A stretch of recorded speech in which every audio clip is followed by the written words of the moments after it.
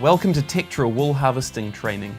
In this segment, we're going to look at the tools, the knowledge and the skills required to class merino fleece wool in New Zealand.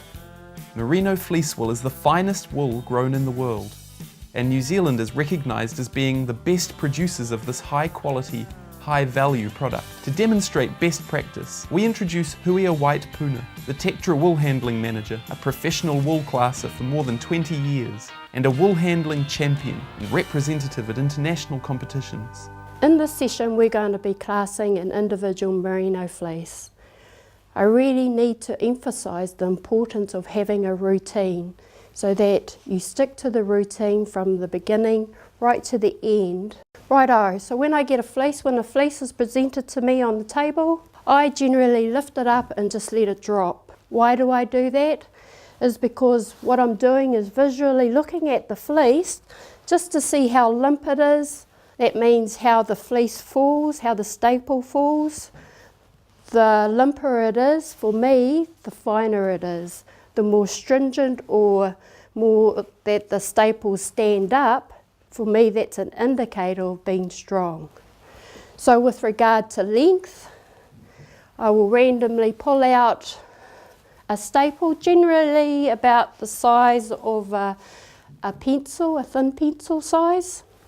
When you first start, it's really good to have a ruler attached to your table. The other way to measure is measuring your fingers. So for me, from that joint to there, that's 80 centimetres. If I bring it round to my nail, then I know that that's 100. And then on this part here, I know that that's my 50 mark. So, like I said, for length and strength, I'd pull out a staple from the fleece, place it on the ruler without stretching it and getting an accurate measurement. Now I will test it for strength, holding it right at the tippest end of the tip, which is that end of the staple, and the butt end, which is the bottom, which is the closest to the skin. So with fingers across there and fingers across there, I'd give it a good tug. Then I need to do at least 3 to 4 samples to get an overall average of that whole fleece. So I'd lift it up, open it up, and just randomly pull it from another space. Measure that,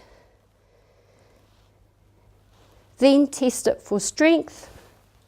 Slightly tender there, but also that one was a bit thinner. Grab another piece in the middle, because like I said, we want the average of the fleece. Go back to our ruler, measure it, and that's very similar to our first sample. While I'm doing this, I'm feeling the fleece, so how soft it is, also visually looking at the frequency or how close the crimp is.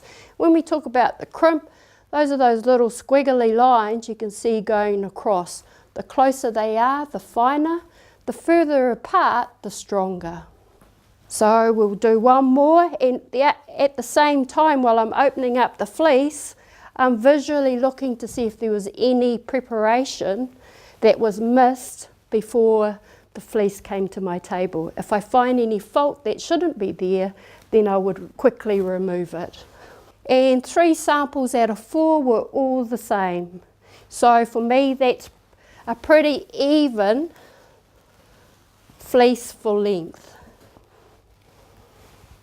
So that's our length and tender taken care of. Also, I'll be looking at the colour. If it's creamy, then that would go into the creamy line, because this is a beautiful white bright fleece, which is probably style grade of our best top makers.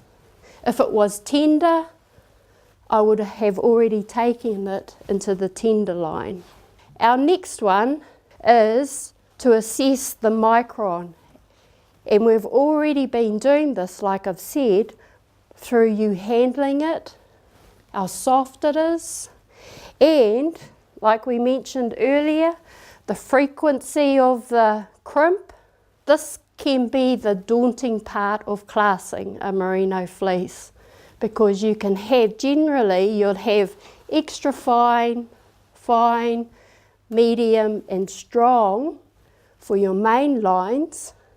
How I would approach it, or advise you to approach it when you first start out, instead of trying to assess the whole 4 at the same time, break it into workable sections.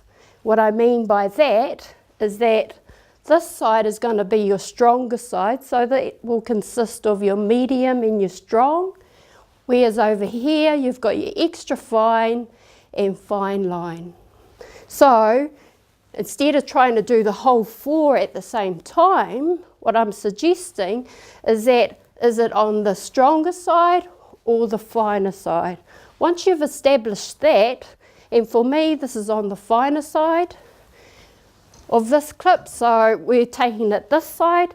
Now all I've got to do is decide, is it the extra fine or the fine?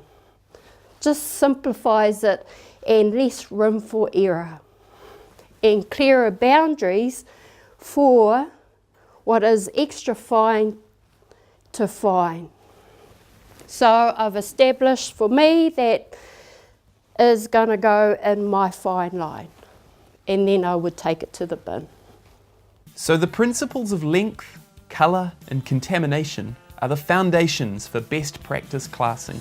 Measure a range of staples to get an average for the fleece. The more even the length of staples in a lot of wool, the better and more even the result when the wool is processed. And check if the wool staples are sound, or if there is a break. Tender wool will be downgraded. Even colour over an order of wool will produce a more even batch when dyed. Don't forget the colour of the worst fleece in the line will impact on the colour of the final product.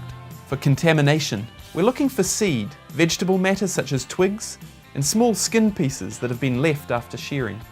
For wool fineness, softness, handle, and quality are all terms used to describe how fine the fibre is. Wool fineness is measured in microns. The finer the fibre, then the softer and lighter the finished product.